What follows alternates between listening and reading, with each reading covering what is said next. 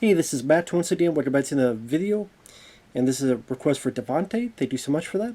For those interested in requesting any type of videos, reviews, re-reviews, tier lists, commentaries, rankings, whatever the case may be, feel free to send it. I'll get to it as soon as possible. But this is for The Final from 2010, which is one of the After Dark Horror Fest movies, which had not even heard of this film before, but the premise is interesting to a point. The premise is we have these characters who have been bullied in school. And there's about 5 of them, and they decide to make a plan to get revenge on the bullies. So one thing leads to another. They get to a party. They have drugged these jocks and cheerleaders, put them in the room. The 5 of them were wearing... There's about 5, maybe 6. 5 or 6 have these costumes on, and they want the bullies to feel what they felt. So that becomes a little bit of a torture porn type of movie, where these groups in costumes, the bullied are going to take their revenge on the folks that made their life a living hell. And it's one of those things where it doesn't want us to root too much for the victims, because you see that, yes, they're taking revenge, but they're doing it a bit more sadistic route. But then the bullies, they're very, very over-the-top caricatures. Like very, very much the jock and the cheerleader. Oh my god! Like they're very almost over the top, to the point of being a bit cartoonish. So then you kind of get in this weird thing of who you're supposed to feel sorry for. No, initially it's easier to feel sorry for the victims. And I think the actors, the girl who plays Emily, the guy who plays Ravi, didn't mind them. There's also the nice guy that gets thrust into the middle of it, a guy named Curtis. And some of them don't want Curtis there because he was nice to them, and then other people go, well, it's too late. He's in the middle of this. But it's one of those films that, again, the premise I don't mind. I think it's an interesting premise, but I don't know if they had the budget to really facilitate the premise to its fullest extent. But I thought this was still okay. It was an okay watch. Sometimes there's stuff a bit on the nose. Like the very beginning, you have this woman in a restaurant who's a bit disfigured. People keep looking at her. She freaks out, goes, why you keep looking at me? She leaves. Then, I think it does say like a day or 2 or a week, whatever, sometime before. Or it's inferred because the beginning is like in black and white, which usually means something in the past. So then they're in a class, and literally the teachers talk about how, oh, this person was disfigured, and there's psychological issues going on too, and a price to pay for your actions. So literally the teachers, point blank, telling the audience, yeah, this was going to happen in the future. Not that subtle. Now, we're introduced to the characters, but the thing is, we don't really get to know them much. There's not really not much of any character development until the shit hits the fan. Like, you see this guy Ravi, and he gets picked on by these asshats. Emily is laughed at by these 3 beaches. We were invited, but you were not. Oh my god. She's like, I just want to be your friend, and you would like me if you get to know me, and they laugh at her. Now, granted, yes, there are bullies, and they do some horrendous things. But while they do bully tactics, as far as we've seen, okay, they're assholes, they're being dickheads or bitches, but still not sure if it enough to end up what's happening to them. Because we don't really get a lot into their lives. We don't really get a lot into the characters' lives and to what's going on. just the bare minimum. Emily is quiet in her room. Her mom asks if she's okay, and she lies. Ravi, you see like a 10-second scene where they're at dinner at his place, and there's not much of any communication. There's a guy named Dane who lives in the woods, and the neighbor who's a war veteran mentions, "Oh yeah, your uncle. Sorry that he passed away."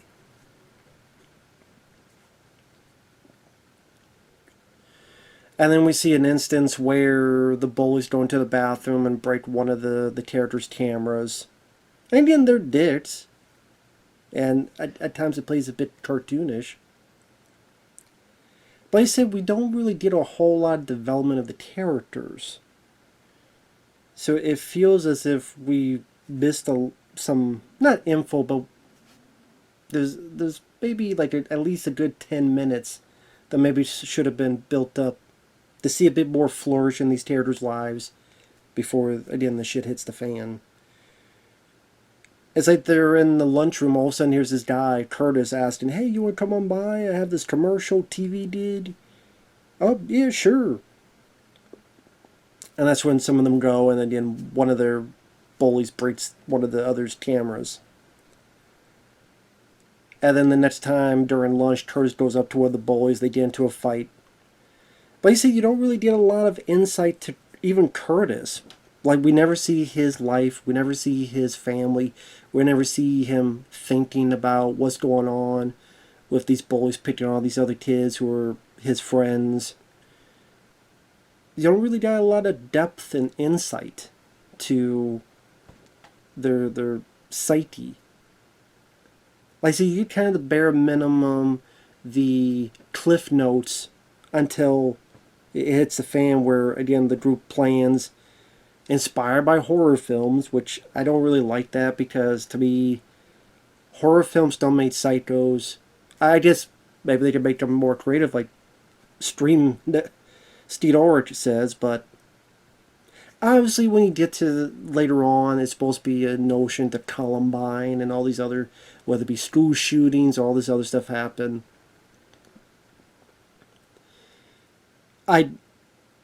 They don't put much into the emphasis of when a lot of those situations happen in real life. You're always wondering what happened to the parents. Where are the parents? The mom does ask the girl, Emily, not a whole lot, but she does ask, "Okay, here's a family not communicating for 10 seconds." But there's not a whole lot where I do think that comes into play. The parents being ignorant, not looking into what's going on, not looking into what's happening in their child's lives. Not really much of any of that is really implemented into this. And like I said, the bullies, I mean, hell, I would say the bullies and the Karate Kid felt more vicious than the bullies here. I think the bullies are not good people and they're assholes, but again, it wants to have this theme where you want to feel sympathy for the victims, but it doesn't want you to feel too much sympathy to make it seem like, oh yeah, this is the right thing to do. This is what these victims should do. That is what these bully kids should do. So it's trying to have his cake and eat it too with that, which that's a hard balancing act to have.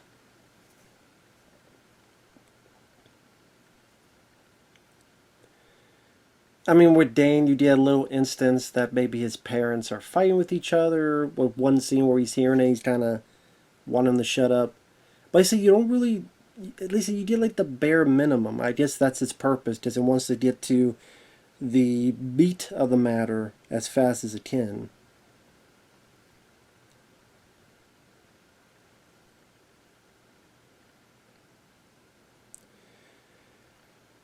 So you have the costume party, and you have the bullies. I mean, they're airheaded and they're pricks. They're hateable. They're unlikable characters. So, I don't really care what happens to them. But they do be a bit cartoonish. Like when they're going to the party, they get pulled over by the cop, and the way they behave seems to be a bit over the top when dealing with the cop who's pulled them over. But they get to the party, the punch gets spiked. Like I said, we didn't get to learn a whole lot about the lead characters. And the jocks and the cheerleaders, they're all chained up in kind of this room. And most of the movies don't take place in this one room. And the bullied have these costumes on, and they're talking about how the pain inflicted on us, we don't put it onto you. Granted, I'm kind of sitting there going, aren't you kind of telling them who you are? Like the fact that these guys are so stupid, they go, who are you? They're pretty much telling you, how many people have you picked on a daily basis? The pain you inflicted on us and you bullied us? Okay, must be someone from school. Must be someone you bullied. How many people have you bullied recently? So it seems like these people would figure it out. One does later on. One girl does figure out who the other girl is. The rest, not so much. And then pretty much a good chunk of it is torture porn. But very tame stuff. Like, there's not much gore. There's not much violence. It's rather tame. And I think that kind of doesn't help sell the visceralness, the intensity of the situations. I thought the girl who played Emily, the fact that you see her very quiet, very shy, but then when she puts on this costume, which is an ode to the movie Audition, for those who've seen that film Audition, it's literally the costume, and then the way she's acting with the mask, and very, very, like, definitely becomes a different person with that. So I thought she did a good job. Dane is the leader, and he has this kind of gas mask on, and has like a kind of a voice changer, but a way to disguise his voice. And then it becomes like fairly taughty. You did this. You guys did this. You got, who wants to be a hero? Who wants to leave? And when the torture stuff happens, I mean, one guy gets a cattle gun to the cheek and the leg. One guy, he's like, yeah, I'll go. They let him go. They chase him. He gets into a bear trap. They put him. He can't move. He's not going to be running the marathon anytime soon. One guy gets some acupuncture onto him, his cheeks and stuff. There's a bit later on when they're trying to get one character to cut the other character's fingers, and they don't know. But then when they ask the other person, they're a bit more willing to do it. But even then, like, you don't see a lot of like up close visceral gore. You see like the bare minimum. So that's the thing. It just, I don't mind the premise of it. Some of the acting, like the girl who plays Emily, the guy who plays Dane, the lead, sometimes he seemed a bit over the top. The nice guy Curtis, who's kind of between a rock and a hard place, and they're thinking of maybe hurting him, and one of them saves him, helps him out, and says, he's the only one that stood up for me. Now it gets to a point where, this is heavy spoilers, when Ravi helps Curtis escape, Dane, the leader, says we can't have disobedience, and stabs and kills the guy. Now, I do like that Emily and them go, what the fuck? And, they're a bit, they don't like that happened. They're a bit disturbed that happened. But they don't really have any dialogue with this Dane character. They don't really have any fighting against him, any argument about them, discussion about it. Kind of quickly, they still go along with their plan.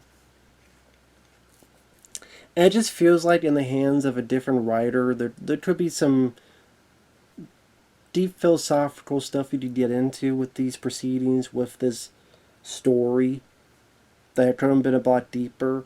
And that's the thing, like, when I say it's okay, it means, compared to a lot of other films I've seen, like I said, the idea behind it and some of the actors, like I've seen much worse. Like it was kind of an okay watch. It was nothing that made me extremely mad or angry. But again, if you're going to this for gore, you're not going to get it for that. If you're on the side where you wish it was, yeah, the bullies did revenge on, I mean, the bullied did revenge on the bullies, and say, well, we can't really go full force that way. So he's trying to have this balancing act, and it's, I don't think it's 100% successful. And there's some dumb people doing dumb decisions, like when the Curtis guy escapes, he gets to a cop, and the cop pulls a gun on him, and he's like, what? Who's killing people? Duh, duh, duh. And then he just killed because he's a dumb fuck. Then he goes next door to the war veteran, and the war veteran doesn't listen to him at all. Even though he's like, there's people killing over there. Even when he's tied up, he's like, no, just go save them, please. War vet's, nah, I'm not going to do that, kid. I don't know if they're going for a racism thing, because Curtis, by the way, is black. He's the only black guy in the movie. So I don't know if they were going for the fact the war veteran was a bit racist and was judging this because of his skin color. They don't say that with the dialogue.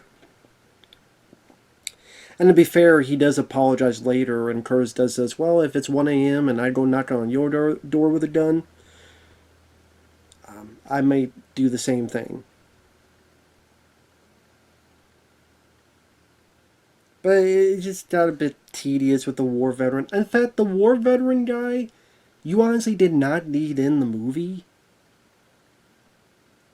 I would just rather prefer Curtis do the stuff he did, where we develop Curtis, we develop him as a character, we develop him as a character who likes the bullies and the bullied, so he's in the middle. We get to know maybe a little bit of his family and where he's come from, and hell, you could even say that maybe he learned a thing or two from his dad to defend himself, or maybe he moved from somewhere that was much more dangerous, so he's a bit more prepared, or whatever you want to put into his character. So then he has to make a choice of, I could either go get the cops, but there's nothing around and it's going to take a long while, but they may not make it by then, or I'm going to take the chance to go over, and I don't want to hurt these people because I like these bullied characters, but you're going too far, and he has to defend himself, and it just feels like there's a lot more that could have been done with that. But instead, the war veteran goes out, kills like two of the other people with costumes in the woods. Curtis finds him hurt, goes off. While this is happening, back in the main area, that's where you have like the main jock and this woman, and hey, why don't you cut her finger? Hey, lady, why don't you cut his fingers off? Oh no, you're a nice person now. Which again, with the Emily character, I did like the exchange where she's like, I don't want to hurt anybody. And then Emily looks at her and goes, you didn't have any problems hurting me. But then the guy's willing to do it to the girl. And then once they stop, it's like, you want to stop now? No. You want to change your mind and cut maybe one or two of his fingers off?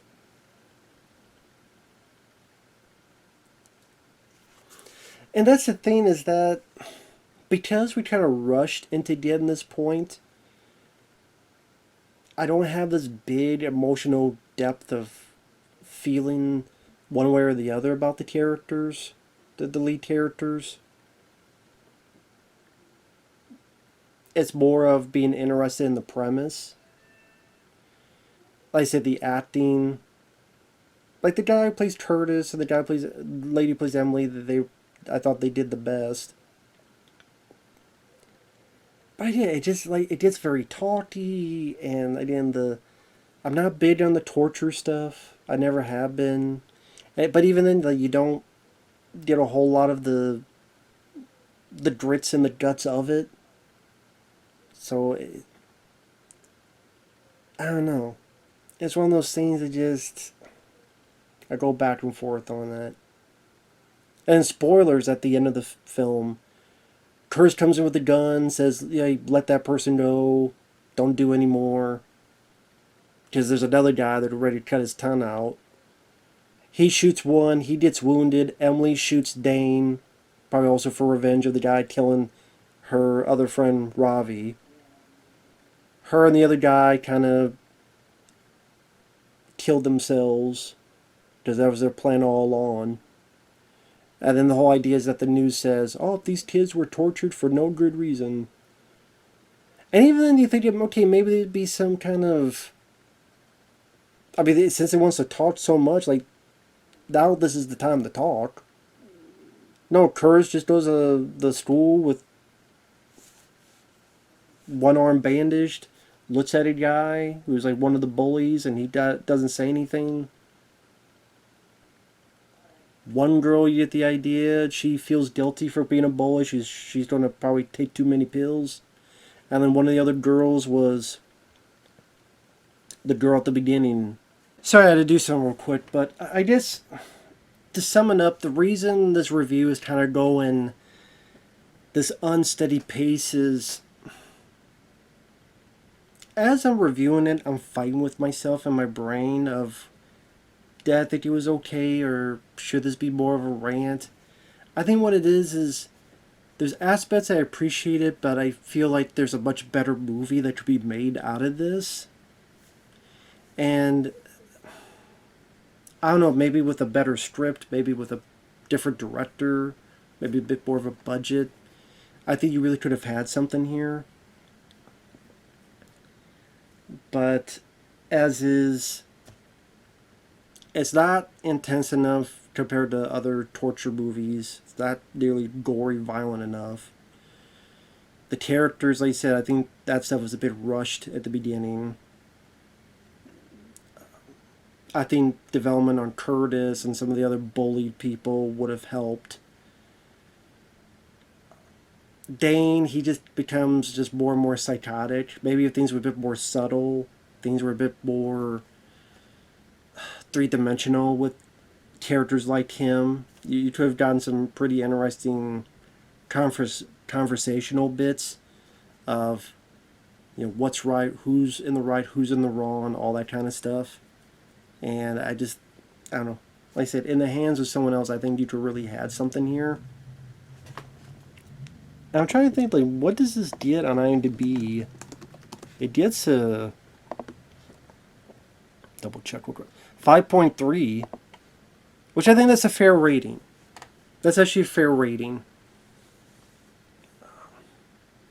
I like the costumes that they wear. I think they look really cool.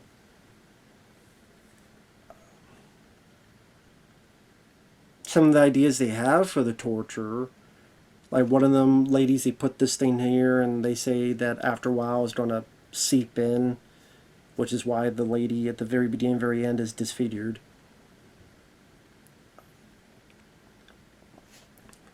But yeah, it just felt like there's a lot more that could have been done. Curtis, the whole thing, him being trapped by the war veteran and the war... I think the war veteran itself could have been cut out. Just have Curtis, he tries to get help. A cop gets killed. He has to kill someone to self-defense.